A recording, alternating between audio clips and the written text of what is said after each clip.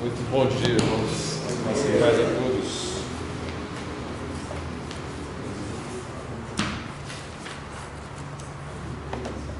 Convido os irmãos a abrirem suas Bíblias no Mateus capítulo 8. Vou ajeitar aqui um pouquinho.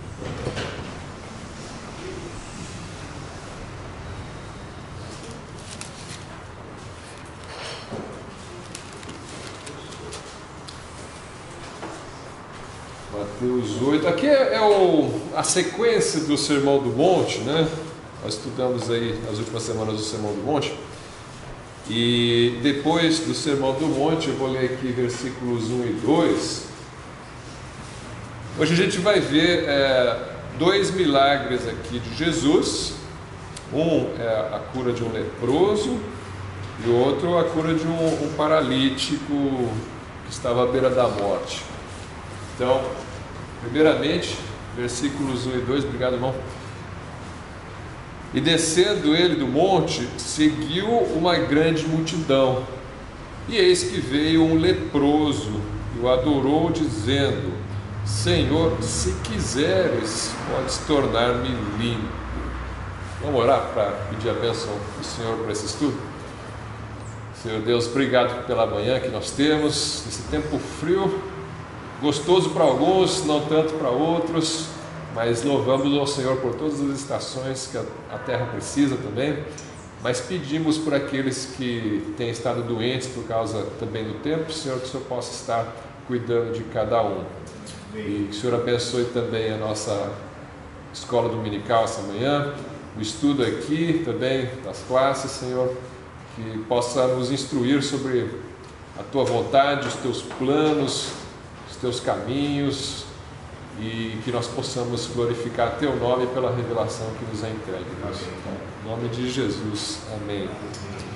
Ok, então nós temos aqui um leproso se achegando a Jesus na multidão, né? Perto ali, junto da multidão, porque diz que a multidão que estava ouvindo o sermão, no monte, né? Seguiu-o. Então estava seguindo aquele povo todo. Ele estava indo em direção a Cafarnaum, como o texto vai mostrar mais para frente, mas é curioso que veio um leproso e o adorou, né? O que um leproso estava fazendo no meio da multidão, se não era permitido aos leprosos se aproximarem das pessoas conforme a lei de Moisés? Não era permitido, ele deveria ficar isolado. Uma vez que foi diagnosticado com lepra, ele deveria ficar fora do arraial, longe das pessoas. A gente vai ler aqui em Levítico qual era a lei a respeito dos leprosos.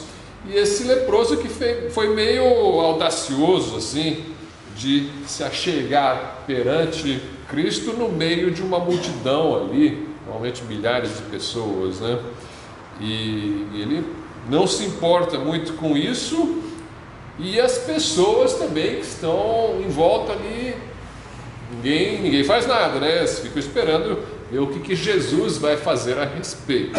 Mas em princípio não era para ele se aproximar das pessoas. Veja lá, pode deixar marcado aí Mateus 8, a gente vai continuar a leitura depois, mas dá uma olhada no Levítico capítulo 13, que ele vai trazer para nós uma noção do que era um leproso naquela época. Levítico capítulo 13. Eu tenho mania de falar Levíticos, às vezes é Levíticos 13, né? É Levítico 13, versículo 45 em diante.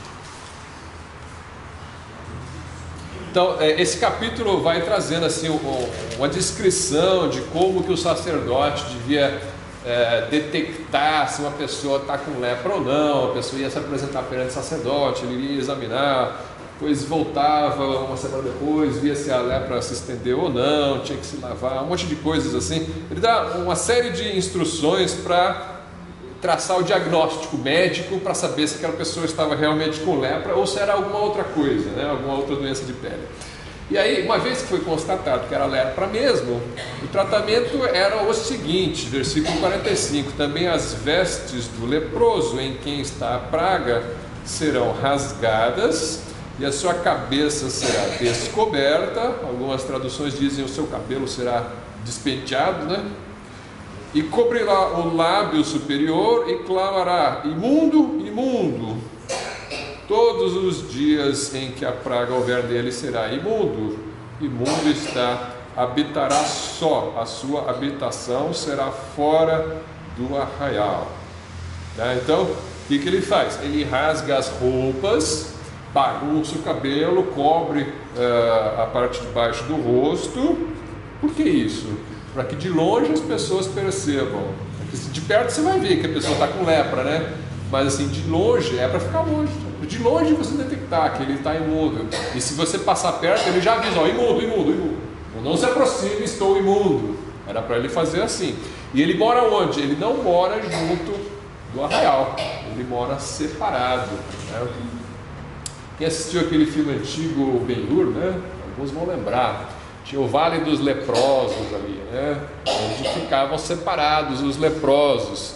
Então, eles não moram junto com as pessoas em Jerusalém. Aqui no caso, no deserto, mesmo no deserto, era para ficar longe do resto do arraial. Então, essa é a situação do leproso, né? E ele chega ali para Jesus e ele quer, então, ser curado. Ele ouviu o sermão. Para começar, ele ouviu o sermão. Então, aonde ele estava ouvindo? Ele estava ali no meio das pessoas. Provavelmente as pessoas iam ficar com medo dele, né, de ficar próximo dele, mas ele estava ouvindo, ele ouviu o sermão, ele foi lá atrás de Jesus, na esperança de que Jesus o curasse, e ele tinha convicção, ele cria, ele tinha fé de que de fato Jesus o curaria, né? E ele se aproxima no meio da multidão, e a multidão talvez não não vai repelir essa pessoa, por causa talvez do próprio sermão que acabaram de ouvir, né? Eles acabaram de ouvir o sermão do monte, e o sermão do monte diz o quê? Diz que você tem que amar o seu próximo, amar até os seus inimigos, né? Então essa multidão está transformada, está alterada por causa deste sermão, né? E eles então vão se achegar, vão permitir essa pessoa de se aproximar de Jesus. Talvez alguns falassem: o que ele está fazendo aqui, né? O que essa pessoa, quem ele pensa que é, de andar assim no nosso meio, né? Se a lei diz que não pode. Não sei o que eles pensaram. O fato é que ninguém se interpôs entre ele e Jesus. Ele chega até Jesus e ele vem e fala. Eis que o leproso o adorou. À noite o pastor tem trazido vários estudos sobre a divindade de Jesus, baseado no livro de João. Aqui você tem uma pessoa adorando o Senhor, né? A gente não sabe assim se ele tem uma consciência de que Jesus é Deus. Ainda não vamos concluir que ele tinha essa consciência ainda. Por quê? Porque Jesus ainda estava começando o ministério, mas ele tinha que ele era de Deus, no mínimo ele tinha essa consciência, né? E ele venera, adora Jesus. O termo usado aqui é adorar é para Deus, né? E diz: Senhor, se quiseres, podes tornar-me limpo. Se quiser. Então, essa convicção ele tem. Provavelmente ele cria já que esse era o Messias enviado. E o Messias prometido era o Messias divino, né? Então ele tem aqui: Senhor, se quiseres, podes tornar-me limpo. Ele não faz uma pergunta assim: Senhor, será que o Senhor pode me tornar limpo? Ele não tem nenhuma dúvida. Ele só não sabe se Jesus vai querer, né? Ele também não exige, né? Exijo que o Senhor me torne limpo. Não, ele não exige, ele não determina, mas ele sabe, ele declara o poder de Cristo, de que tu podes curar-me, basta que o Senhor queira. Então ele coloca a vontade do Senhor aquilo que vai acontecer, se quiser. No original tem duas palavras para adoração. Uma é a doxa, que é uma adoração voltada para Deus, que é exclusivo para Deus. Ou a outra, diaconia, que também a adoração pode ser Um respeito, um serviço. Serviço, exatamente. Assim, depois tem que olhar o original, o texto original. Mas como aqui não tem nenhum serviço envolvido, não é? Muito provavelmente a gente vai olhar para o original e será doxa, que é a adoração mesmo, o reconhecimento de que Jesus é Deus. Se eu tivesse tempo agora, eu checava agora. Doxa, né? Se for doxa, então é uma palavra costuma ser usada exclusivamente para Deus, né? Pronto, basta olhar isso daí. Como eu falei, essa parte aí eu acabei não checando no grego, né? Mas você tem então o Senhor sendo adorado aqui pelo leproso, que invoca a cura de acordo, submisso à vontade de Deus, né? Jesus, estendendo a mão, tocou, dizendo: quero ser limpo, e logo ficou purificado da sua lepra. Aqui tem uma coisa que chama atenção também, que ele toca, né? Ele toca numa pessoa imunda. Não só ele deixa o imundo chegar perto, como ele põe a mão, né? Você não põe a mão em alguém imundo, porque você vai ficar cerimonialmente imundo também, né? Jesus, geralmente, ele não tinha muita preocupação com essas coisas, né? Ele via um cadáver, ele tocava o caixão, né? Para ressuscitar o filho da viúva lá, né? E aí, então, Jesus às vezes tocava no caixão, às vezes ele tocava no imundo leproso, e acontecia o milagre. Antigamente chamava esquife também. Esquife era o caixão, Então, você tinha Jesus assim, aparentemente, num ato chocante para aquela cultura. Um ato chocante, você vai tocar nessa pessoa, né? Vou. Por quê? Porque eu amo ela, vou curá-la, né? Ele também é filho de Deus, porque ele crê, né? Então ele não é pior do que vocês. Do mesmo jeito que eu toco em vocês, eu toco nele. Aí os preconceitos, né? Não é só preconceitos, né? A lei tinha impurezas cerimoniais. Só que nós já percebemos que Jesus vindo ao mundo é o fim de uma era e o começo de uma nova. Para usar o termo nova era, que um termo meio místico por aí, né? Mas no final das contas é uma nova era que está se começando, né? Não é essa que os aquarianos falam, mas é uma nova era que está começando, né? É uma transição para a época da nova aliança. Ele está debaixo da lei ainda, mas ele está trazendo a nova, né? Ele está trazendo a nova aliança. E existe um período de transição aqui. E nessa transição, ele, o Senhor da nova e da velha aliança, né? Ele toca. Ele diz: vai romper a barreira aqui. Muitas coisas vão mudar. E ele toca.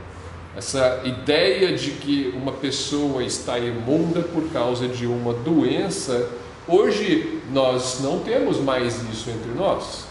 Você, quando tem alguém doente, você pode até, se for uma doença contagiosa, você pode até manter uma certa distância porque você não quer ficar doente, mas você não pensa que essa pessoa é imunda perante Deus, como se entendia na época da lei, né? E então você pode abraçar uma pessoa doente, beijar uma pessoa doente, sempre com este único cuidado: se a doença for transmissível, então tem que tomar certos cuidados. Mas o toque é importante. É engraçado que o toque tem um poder aqui na obra de Cristo, e nós sabemos que assim, tem o lado sobrenatural, né, de Cristo com o seu poder, mas o toque em si, ele tem um lado natural também, que também tem poder, né? O poder assim, o poder do toque, não estou falando misticamente agora, o do carinho, né? Do abraço, do afeto, isso aí tem um peso muito grande de aproximação, né? Eu estou me aproximando de você. Eu não posso tocar em alguém à força. O toque, ele tem um lado ruim, horrível, e ele tem um lado bom e puro. Ele pode tanto fazer muito bem para alguém, como ele pode fazer muito mal para alguém. Então você tem que tomar cuidado com o toque, mas você não pode impedir o toque. O toque é muito bom. E Jesus não tinha álcool em gel aqui para se lavar, né?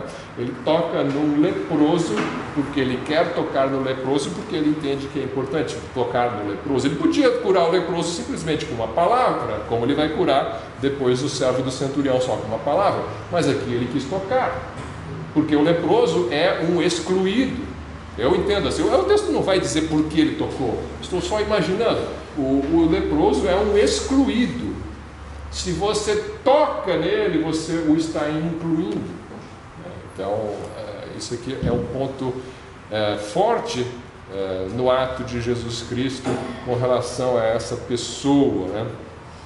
Isso pode acontecer no nosso meio, situações similares a essa, quando entra alguém na igreja que está numa condição visivelmente diferente da sua e que seja considerada imunda perante a sociedade, por causa do seu estado, por causa do seu cheiro, por causa da sua aparência, por causa das suas roupas, ou falta de roupas, às vezes ela não tem, e aí você causa um choque entre duas realidades.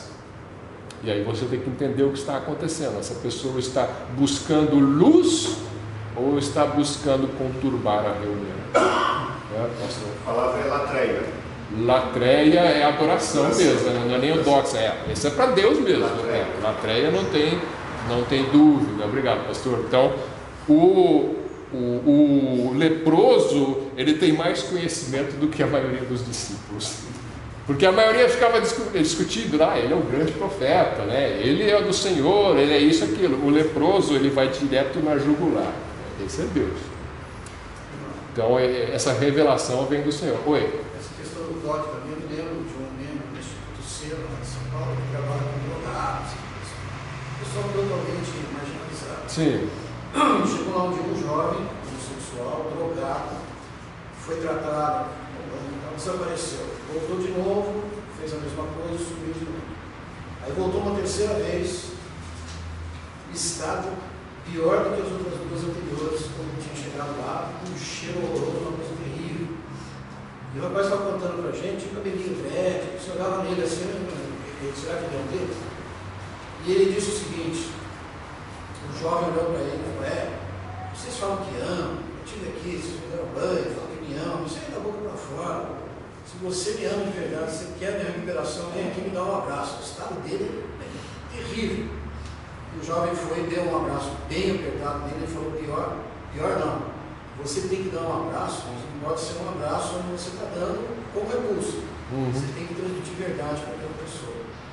E ele fez isso, ele abraçou fortemente, de novo passou pelo mesmo processo, a partir daí, esse jovem foi para uma fazenda, onde ele passou a tratar de outros drogados e outras pessoas, se convertendo de verdade a partir desse abraço, pode ser considerado um toque, né? Claro. E não é fácil. Isso é uma quebra em você também, né? Sim. No seu paradigma, né? na sua maneira de enxergar o próximo, né? E muitas vezes a concepção era de que esse homem está leproso por causa dos seus pecados, né? Ele é pecador mais do que eu, por isso ele tem uma doença dessas, né? Essa era a concepção. E se for? Mas Jesus fala, ele não é perto de vocês. Hã? Por isso Jesus já fala, ele não é perto de vocês. Exatamente. E se for por pecado? Eu não sei se é por pecado, mas e se for? Às vezes é pelas escolhas que ele tomou na vida, mas e se for? Quer dizer que ele não tem mais esperança na vida, né? Ô moço, no sábado de for, só queria fazer uma pergunta, o senhor falou do fato do leproso, estar leproso, poderia ser o fato de ser um pecado dele, né? Tá. Mas tinha um casal que tinha um filho que era cego, e perguntaram, ele é cego porque ele é pecador, porque o pai dele ou a mãe dele que são pecadores? Tem essa passagem na Bíblia. Sim, os discípulos perguntam para Jesus, um cego de nascença. Os discípulos perguntam para Jesus, Senhor, quem pecou? Foi ele ou foram os pais, né? Jesus falou. Agora o senhor falou sobre o leproso. Exatamente, Jesus fala, nem ele nem os pais. Ele nasceu cego para mostrar a glória de Deus, que ele vai ser curado, né? Então, as causas... Não compete a você julgar as causas agora porque ele está naquele estado. A pergunta é, O que você vai fazer diante dessa realidade, né? Então ele oferece a cura, ele dá a cura que lhe foi pedida.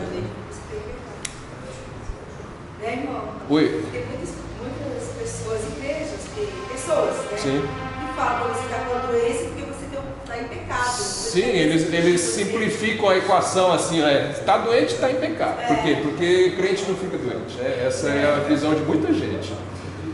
Aí ele vai assim no versículo 4, disse-lhe então Jesus: olha, não o digas a alguém, mas vai, mostra-te ao sacerdote e apresenta a oferta que Moisés determinou para lhe servir de testemunho. Às vezes me parece que Jesus tem um certo senso de humor, né? Assim, porque, pensa bem, não conta para ninguém, tem 5.000 pessoas vendo, não conta para ninguém. Está todo mundo vendo. Mas tudo bem, ele não queria fazer disso talvez um espetáculo, ele não estava interessado em causar escândalo com o conflito com os fariseus, ele estava preocupado em fazer o bem a um homem e mostrar que ele era Deus, com os seus milagres. Agora, não estava preocupado em propaganda e confronto talvez com os fariseus por causa disso nesse momento. Eu não sei exatamente o porquê de Jesus falar isso nesse momento, porque talvez tinha todo mundo olhando, né? Talvez ele não queria grandeza para ele. Não, mas ele, assim, o milagre é para mostrar que ele é Deus também, né? Mas é por amor aqui, né? Ele vê um homem com fé, humilde, né? Humilde, pedindo a cura, reconhecendo o Senhor, né? E ele vai e cura por amor. Que Deus... Irmão, quer uma palavra? Sim. Inclusive Jesus ordena que ele vá se apresentar ao sacerdote cumprindo a lei. Exato. E aí o povo todo ia ver e disse: não, ele está curado, porque o sacerdote disse que está. Sim. Então ele confirmaria o milagre de Jesus através da própria lei dos judeus. Vamos ver o que a lei diz, porque ele falou, né? Vai, oferece a oferta que Moisés determinou. Por que ele fala isso, né? Para lhes servir de testemunho. Testemunho do quê? A gente já leu no Sermão do Monte que ele fala: eu não vim abolir a lei, eu vim cumpri-la. Então ele está ainda nessa fase de cumprir a lei. Quando ele morre, ele termina o cumprimento da lei, tudo que havia sido profetizado a respeito do Messias. Aqui ele está cumprindo a lei e ele não é contra as Escrituras. Ele não vem combater Moisés, ele vem cumprir. Então, já que Moisés manda oferecer sacrifício, vai lá. Para ninguém dizer que eu estou aqui confrontando Moisés, não estou. Você vai lá. Qual é a lei que Moisés fala a respeito do leproso depois que ele for curado? Veja Levítico 14. Joel, Oi. Voltando só um pouquinho antes do texto de Levíticos, fazendo a harmonia dos evangelhos, né? Jesus sempre falou, quando chegava, tinha um milagre, ele falava: ainda não é chegada a minha hora, onde ele seria revelado. Sim. Em João, a prova de que Jesus é Deus foi através dos milagres, por isso que João enfatiza muito os milagres. Já Mateus, a prova que Jesus é Deus não são os milagres. Então em Mateus não está enfatizando os milagres. Em Mateus, a prova que Jesus é Deus é o cumprimento de tudo aquilo que foi prometido e anunciado previamente pelos profetas. Né? Então a ênfase da divindade de Cristo em Mateus é o cumprimento de tudo que havia sido profetizado. Certo. E ele não se revelou para a multidão, primeiro porque não era chegada a sua hora, e também por conta da palavra de Isaías, de que o povo seria endurecido, para que a hora de Cristo chegasse. E a hora de Cristo é a sua morte, o seu sacrifício na cruz. É incrível como as pessoas podem ver e não crer, né? Porque as pessoas falam: preciso ver para crer, e muitos veem e não creem. Mas de fato, ele não foi crido pela maioria. Levítico 14, bom, aqui tem todo o capítulo, vai falar como se trata um leproso, mas eu vou ler só os primeiros versículos. Depois falou o Senhor a Moisés dizendo: esta será a lei do leproso no dia da sua purificação. Então a gente já viu como é que ele é tratado quando ele está impuro. Agora, ele foi curado, vamos dizer. Aí então, como se procede se ele for curado? Será a lei. Será levado ao sacerdote, e o sacerdote sairá fora do arraial, e o sacerdote o examinará. E eis que se a praga da lepra do leproso for sarada, então o sacerdote ordenará que por aquele que se houver de purificar, se tomem 2 aves vivas e limpas, e pau de cedro, e carmesim e isopo. Mandará também ao sacerdote que se degole uma ave num vaso de barro sobre águas vivas, e tomará a ave viva, e o pau de cedro, e o carmesim, e o isopo, e os molhará com a ave viva no sangue da ave que foi degolada sobre as águas correntes. E sobre aquele que há de purificar-se da lepra, aspergirá 7 vezes, então o declarará por limpo, e soltará a ave viva sobre a face do campo. Isso aqui é bonito. Você pega 2 aves, né?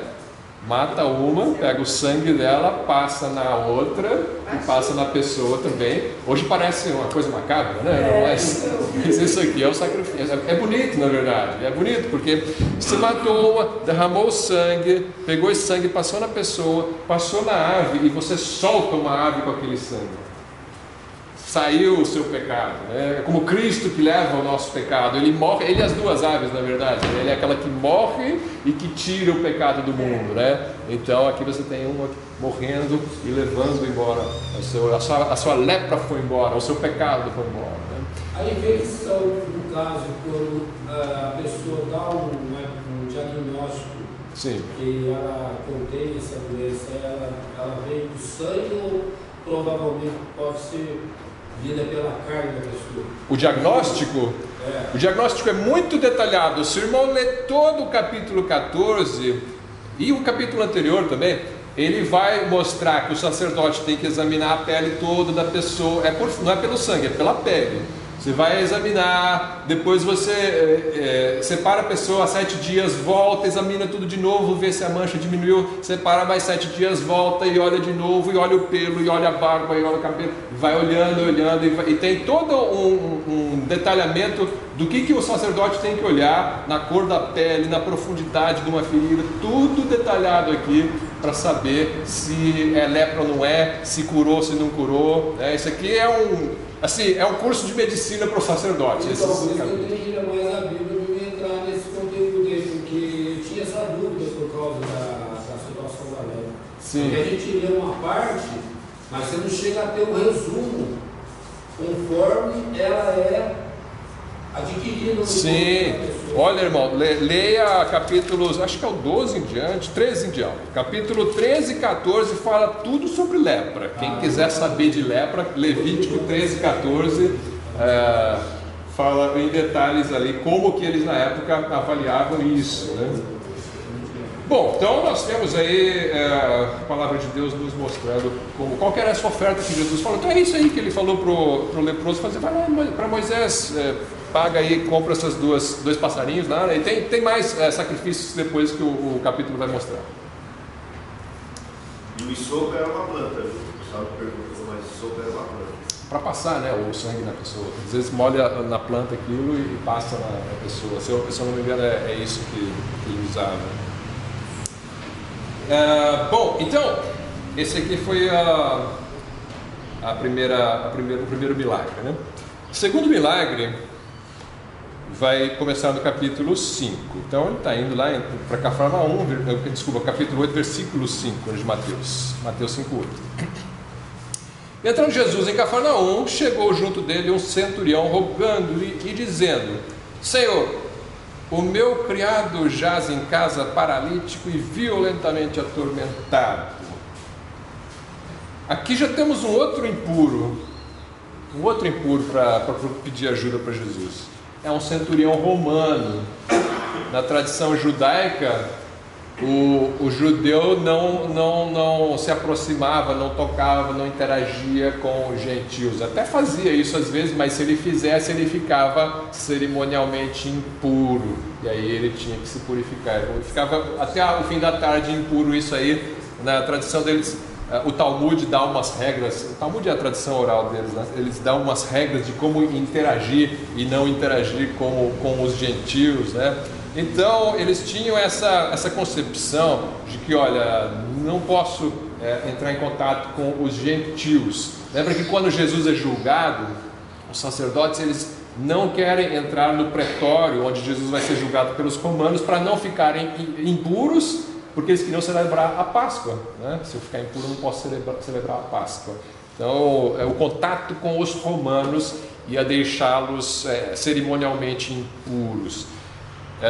Mas, na verdade, aqui o centurião não foi pessoalmente falar com Jesus, apesar de que aqui parece, né? A gente vai ter que comparar, agora fazer a comparação aqui com Lucas, tá? Vamos ler essa história em Lucas. Então a gente vai comparar Mateus 8, do 5 a 10, eu vou ler aqui do 5 até o 10, e depois a gente vai ler o Lucas 7, de 1 até 9. Então, voltando aqui, ó. Entrando Jesus em Cafarnaum, chegou junto dele um centurião rogando. Aqui parece que o centurião foi pessoalmente lá falar com Jesus, né? Chegou junto dele rogando e disse: Senhor, o meu criado jaz em casa paralítico e violentamente atormentado. E Jesus lhe disse: Eu irei e lhe darei saúde. E o centurião respondendo disse: Senhor, não sou digno de que entres debaixo do meu telhado, mas dize somente uma palavra e o meu criado há de sarar. Pois também eu sou homem sob autoridade e tenho soldados às minhas ordens, e digo a este: vai, e ele vai, e a outro: vem, e ele vem, e ao meu criado: faz isto, e ele faz. E maravilhou-se Jesus ouvindo isso, e disse aos que o seguiam: em verdade vos digo que nem mesmo em Israel encontrei tanta fé. Um elogio e tanto, né? Esse estrangeiro tem mais fé do que toda a nação de Israel. Deus mais uma vez atende os humildes, resiste aos soberbos, mas dá graça aos humildes, né? Diz a palavra de Deus em Tiago e em Provérbios. Então aqui parece que o centurião foi ali no meio da multidão, pediu e Jesus falou que ia lá, né? E só que, se você comparar com a história em Lucas, veja Lucas 7. Essa história evidentemente está correta, é inspirada por Deus, é a palavra de Deus, mas você vai encontrar os detalhes de como aconteceu em Lucas, né? É no Evangelho de Lucas que nós encontramos mais detalhes sobre isso daqui. Então, veja só, Lucas 7, 1 até 9. E depois de concluir todos esses discursos, aqui também, do final do Sermão do Monte, para a audiência do povo, entrou em Cafarnaum. Ele pula a história do leproso, né? Lucas não conta a história do leproso, já vai direto para Cafarnaum. E o servo de um certo centurião, qual era muito estimado por ele, estava doente e à morte. Detalhe, aqui não fala que ele era paralítico. Mateus diz que ele era paralítico e estava atormentado, estava com muitas dores. Aqui só fala que estava doente e à morte. O outro não diz que ele estava quase morrendo, e aqui diz que ele estava quase morrendo. Então era uma pessoa que, além de ser paralítica, estava à beira da morte. Ele tinha os dois problemas. E quando ouviu falar de Jesus, enviou-lhe uns anciãos dos judeus. Ele nunca presenciou um discurso de Jesus, ele creu só de ouvir falar. Alguém talvez falou: olha, eu vi esse homem transformando água em vinho aqui em Cafarnaum. E aí ele então, na verdade foi em Caná da Galileia, parece perto.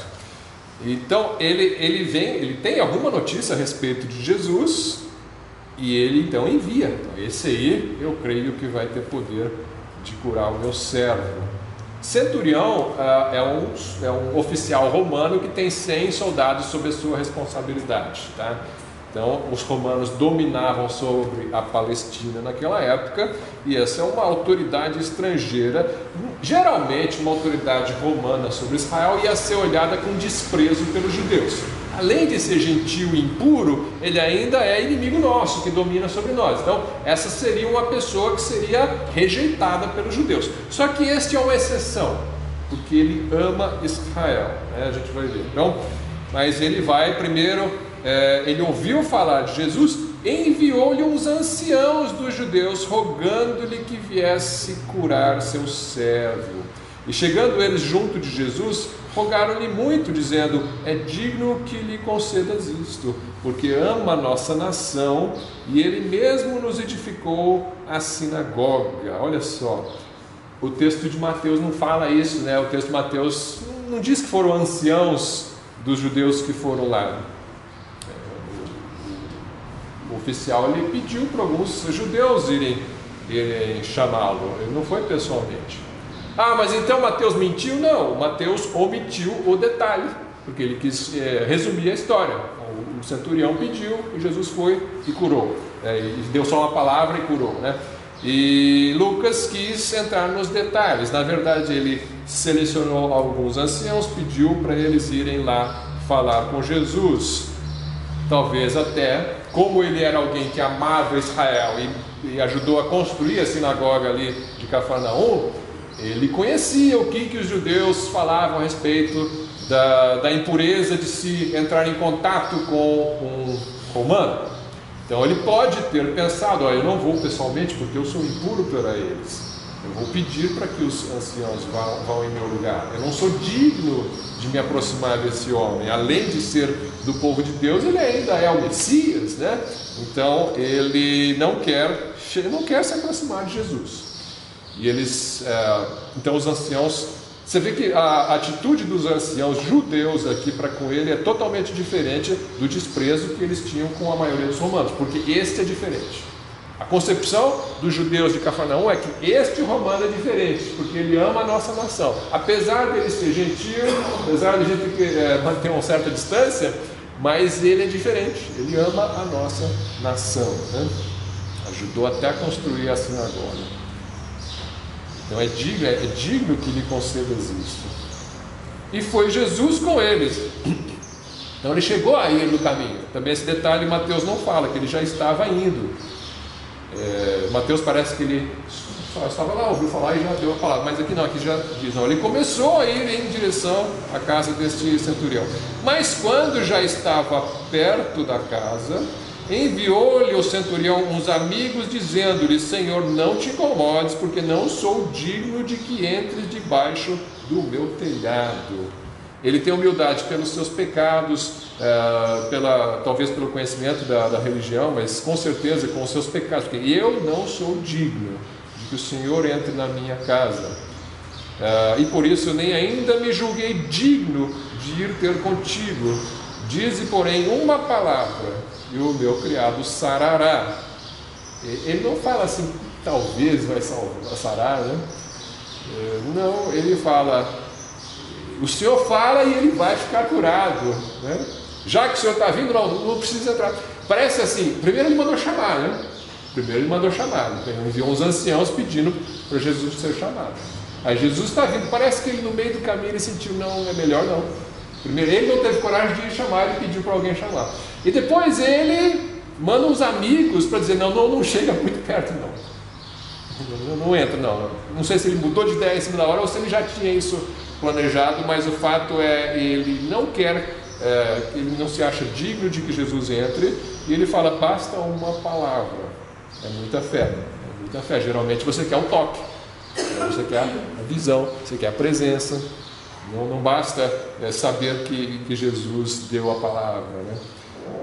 E ele vai então, e assim é feito, né? Versículo 8, porque também eu sou homem sujeito à autoridade, o centurião falando, né?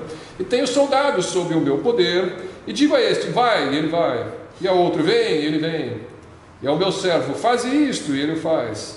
E ouvindo isso, Jesus maravilhou-se dele, e voltando-se disse à multidão que o seguia, digo-vos que nem ainda em Israel tenho achado tanta fé. E voltando para casa, os que foram enviados acharam são o servo enfermo. E Jesus, depois disso, falou, agora você larga o Império Romano e deixe de ser soldado, porque é errado você empunhar armas e matar pessoas. Jesus não falou isso, ele não falou, agora você tem que deixar de ser soldado. Não é pecado ser soldado. Jesus deixou ele continuar sendo um centurião. O centurião tem o seu, desde que você seja um bom soldado, um soldado temente a Deus. Mas ele não vai lá falar, você não pode ser policial, você não pode ser soldado. Não existe isso no discurso bíblico. Ele fala, o Cornélios também era um centurião, né? Cornélios era um centurião, mesmo na nova aliança, na velha aliança, não existe essa ideia de que eu não posso ser um soldado, porque soldado usa armas e coisa desse tipo. Não, ele tem bem consciente de que este é um homem que está servindo a Deus na sua profissão. Ele deve ser um bom centurião. É difícil ser um bom centurião romano, né? Vai ter que ter muita convicção, mas Jesus não fala para ele abandonar a sua profissão. Hoje em dia também deve ser difícil ser um bom policial, né? Não é fácil, mas tem muita corrupção, tem muita violência, muito abuso de poder. Mas você pode ser um bom policial servo do Senhor ainda que imponha uma arma na cintura. Isso aí não é proibido pela palavra de Deus em momento algum. Então você tem aí esse segundo milagre. Eu queria chamar a atenção aqui para um detalhe. O detalhe é o versículo 5: porque ama a nossa nação e ele mesmo nos edificou a sinagoga. Ama a nossa nação. O que significa isso, ama a nossa nação? Por que ele ama Israel? Ele podia falar ama Roma. Não, ele ama Israel. O que é ama Israel e por que isso é interessante, isso chama a atenção e por que ele amava Israel, né? Nós devemos amar a todos, indiscriminadamente, né? Eu devo amar mais uma pessoa porque é judeu do que uma outra porque é palestina, sei lá, né? Mas com relação a nações, existe uma peculiaridade a respeito de Israel que as outras não têm. E eu queria destacar algumas coisas a respeito disso. Seria quase que um estudo paralelo aqui no final da aula a respeito disso. Esse estudo demanda tempo, e eu não tenho esse tempo hoje, mas eu queria introduzir, para os irmãos já tenho falado isso outras vezes, a respeito da nação de Israel, que é algo que não temos como fugir na Bíblia. Essa palavra, esse termo, esse povo, nação, Israel, ele ama Israel, e isso foi um dos argumentos que os judeus levaram para Jesus, falando: olha, é digno que o Senhor atenda o pedido dele, porque ele ama a nossa nação. Dá uma olhada, o que significa isso? Vamos tentar rapidamente explicar o que significa o amor a Israel. Capítulo 9 de Romanos, capítulo 9, eu separei aqui vários textos, eu não sei se eu vou conseguir passar todos eles, mas eu vou tentar, né? Romanos 9, 1 a 5 diz assim: em Cristo digo a verdade, não minto, dando-me testemunha a minha consciência no Espírito Santo, que tenho grande tristeza e contínua dor no meu coração, porque eu mesmo poderia desejar ser anátema de Cristo, por amor de meus irmãos, que são meus parentes segundo a carne, que são israelitas, dos quais é a adoção de filhos, e a glória e as alianças, e a lei, e o culto, e as promessas, dos quais são os pais, e dos quais é Cristo segundo a carne, o qual é sobre todos Deus bendito eternamente. Então ele começa dizendo que Israel é a nação eleita de Deus, de onde veio o Cristo, e para a salvação de todos. Deus escolheu trazer o Cristo a partir de uma certa nação do mundo, e essa nação foi Israel, e foi escolhida a dedo por Deus, não porque fosse melhor do que as outras, ou mais poderosa, ou qualquer coisa assim, mas ela foi criada pelo próprio Deus para isso, a partir da chamada de Abraão e os patriarcas.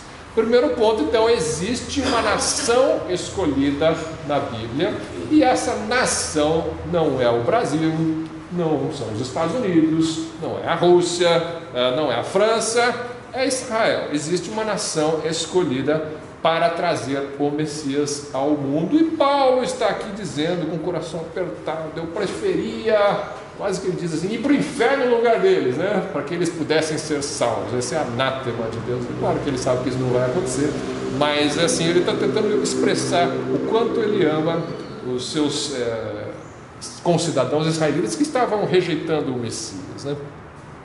Segundo ponto, você tem então no versículo 1 e no versículo 5 que deles são as alianças, né? Aqui você não vê assim uma rejeição de Deus à sua nação. Não nesse trecho aqui, Deus não rejeitou a nação de Israel definitivamente. Ele diz, deles são os pais, deles são os patriarcas, e Deus bendito eternamente. Tá. Depois, se você for olhar no versículo 25 a 26, um texto que eu já li várias vezes aqui na igreja, nunca tive muito tempo de explicar.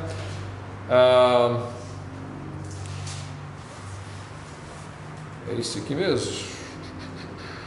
Não é isso aqui, não é 25 e 26 que eu quero. É 11, né? Estou no capítulo errado. Capítulo 11, versículo 1. E digo, pois, porventura rejeitou Deus o seu povo? De modo nenhum, porque também eu sou israelita da descendência de Abraão, da tribo de Benjamim. Então, primeiramente, Deus escolheu, a gente viu anteriormente. Segundo, Deus não rejeitou Israel. Versículo 5, 11, 5, né? Assim, pois, também agora neste tempo ficou um remanescente segundo a eleição da graça. Então, em Israel existe um remanescente salvo. Então, Deus não rejeitou Israel. Ele escolheu Israel e não rejeitou Israel. Mas endureceu Israel. Veja versículo 28 e 29. Sobre a eleição ainda. Assim que quanto ao evangelho, são inimigos por causa de vós, mas quanto à eleição, amados por causa dos pais, porque os dons e a vocação de Deus são sem arrependimento.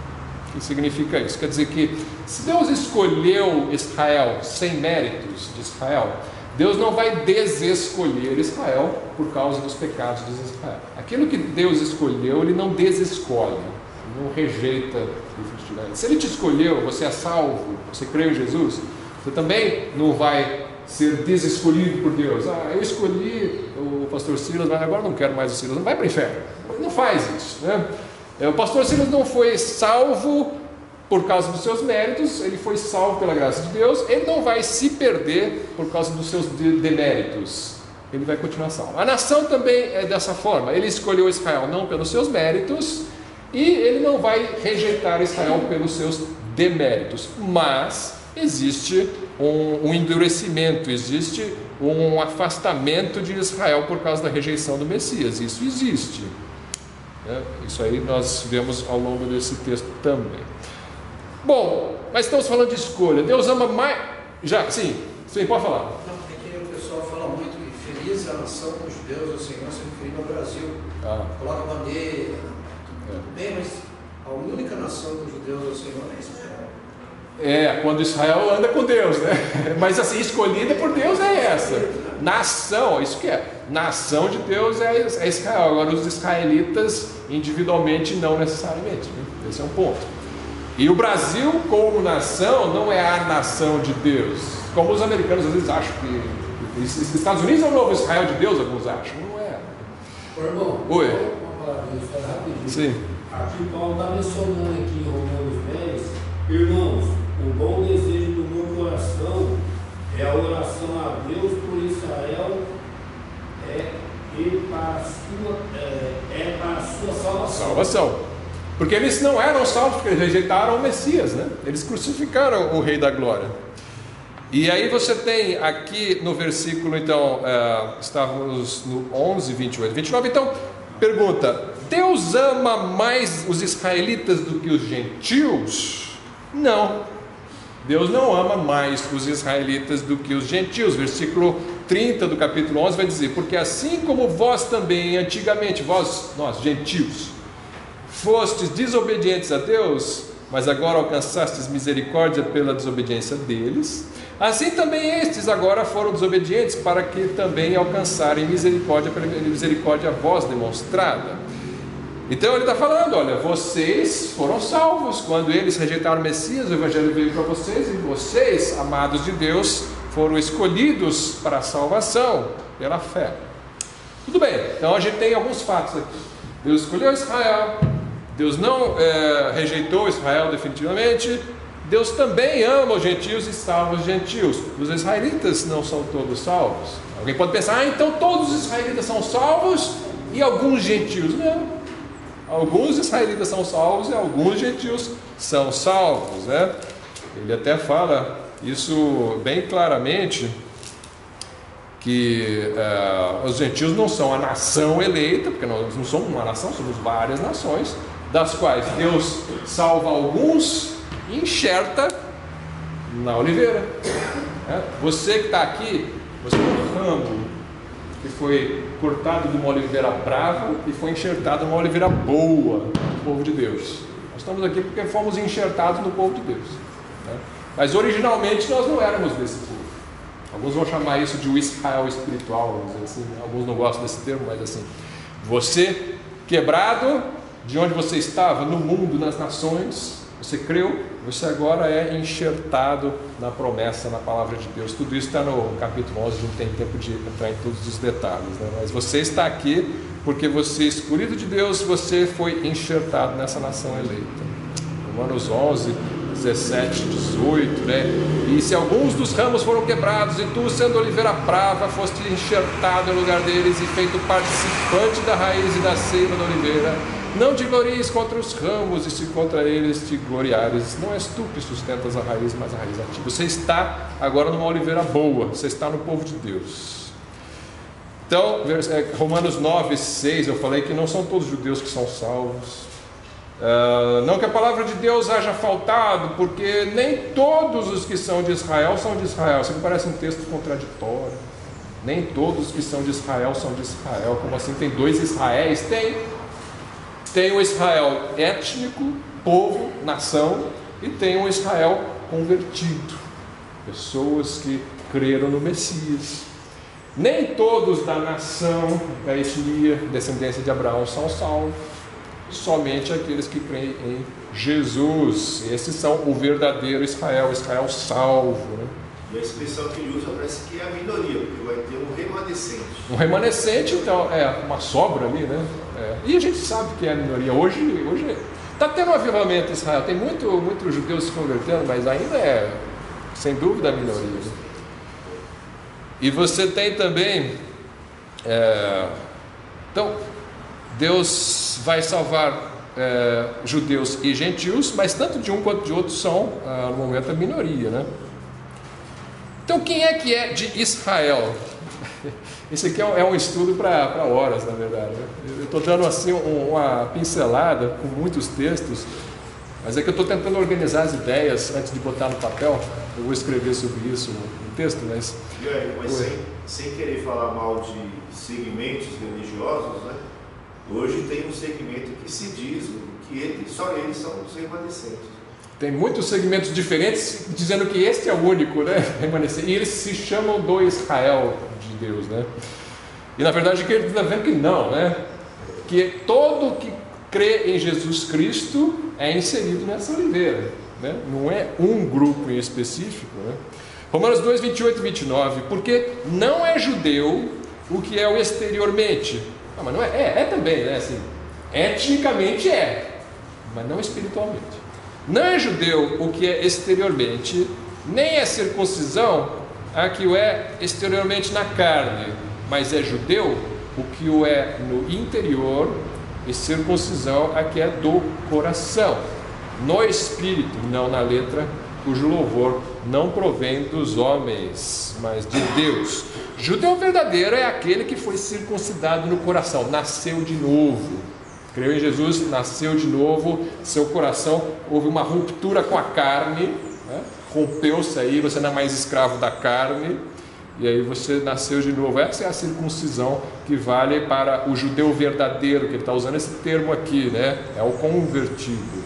Isso aí inclui os gentios crentes ou só os judeus crentes, né? Você pode pensar, mas são só os judeus crentes.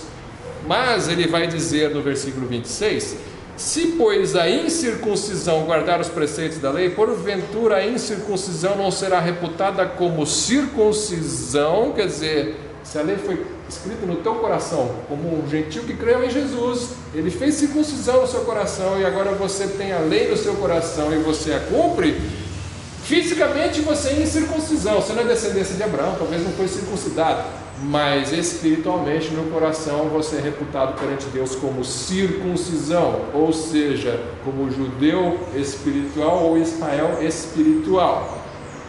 Aí alguém vai perguntar, mas irmão Érico, o irmão sempre falou que nós não somos israelitas, que nós somos igreja, que igreja é igreja, Israel é Israel. Sim, etnicamente eu não sou Israel. Existe uma nação, existem as 12 tribos, você não é dessas tribos. E eu creio que existe um plano de Deus para as 12 tribos, isso não acabou. Isso vai acontecer profeticamente, um dia vai haver um avivamento em Israel em massa, e vai haver uma nação ali. Alguns acham que não, que só existe o Israel espiritual. Eu creio que existem os dois, o espiritual e o físico vai se juntar com o espiritual porque vai se converter.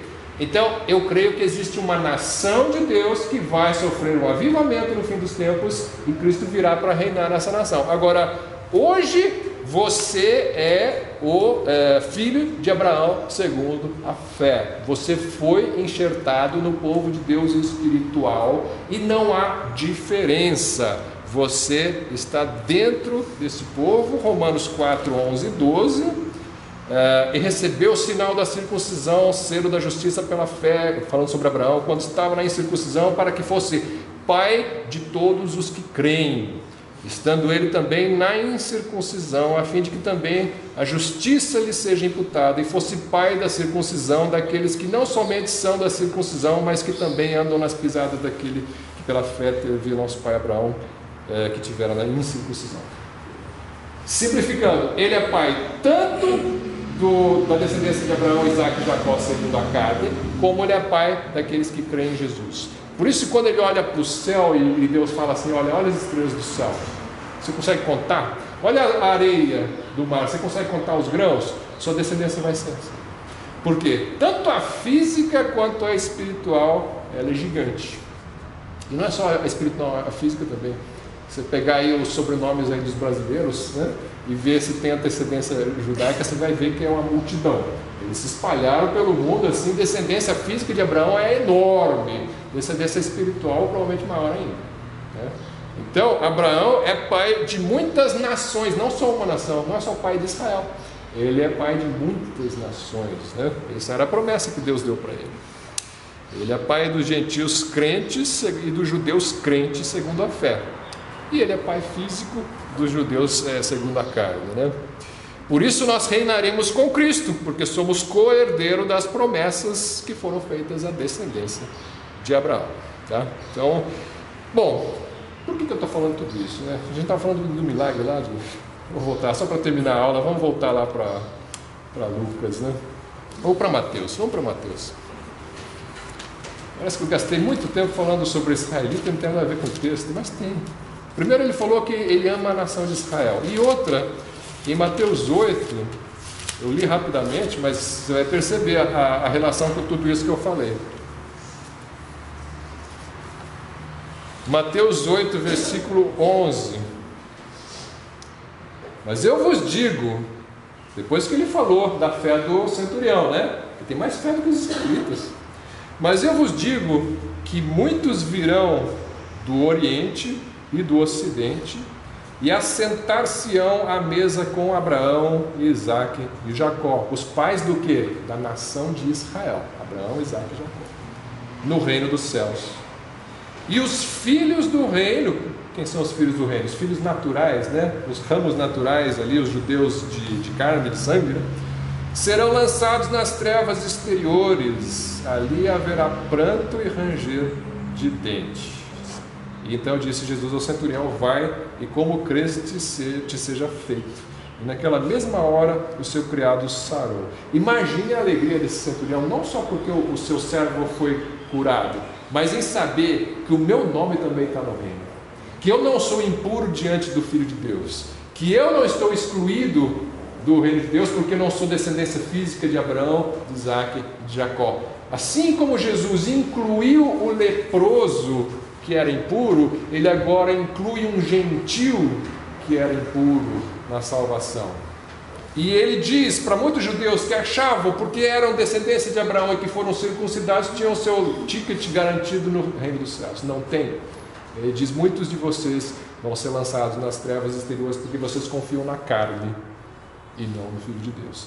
E estes outros vão ser enxertados no seu lugar. Então o reino de Deus, ele é formado de pessoas de todos os povos, ainda que exista uma nação chamada Israel, que é o povo de Deus. Mas o Israel que entra no reino é o Israel espiritual. É o Israel espiritual. Eu creio que faz parte do reino, uma nação também, física, política ali. Eu sou pré-milenista, né? Alguns pensam diferente, mas o fato é, nós estamos enxertados no reino de Deus espiritual. Isso não pode ser negado por ninguém, e não é exclusividade nossa, e não é também para nós nos gabarmos contra os judeus, porque eles são os ramos originais. Eles são os ramos originais e Deus tem poder de reenxertá-los. Amém, irmãos? Muita coisa assim, né? Desculpa, eu passei meio rápido. É que eu vi esse tópico no texto e eu não resisti. Eu tive que incluí-lo na meditação, né? Mas se Deus quiser, mais para frente a gente volta nesse assunto. Amém, irmãos? Passa a palavra de volta para o Manuel.